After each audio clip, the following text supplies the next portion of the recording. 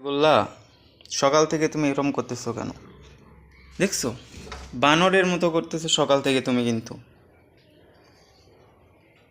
দেশি বিড়ালও কিন্তু এমন করে না, দেখছেন?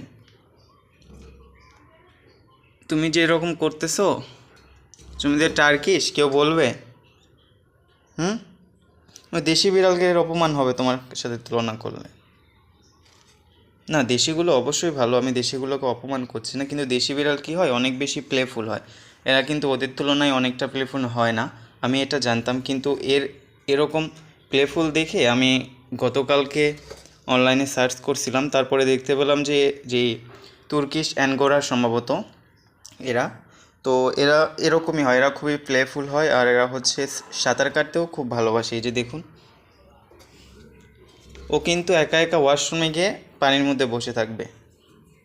আমি খুব ভয় পাই যে কখন জানি কি হয়ে যায়, তারপরে নিয়ে এসে এই জন্য আমি ওয়াশরুমের দরজা খুলি না। এই যে ধরো, দেখেন কি অবস্থা ওর।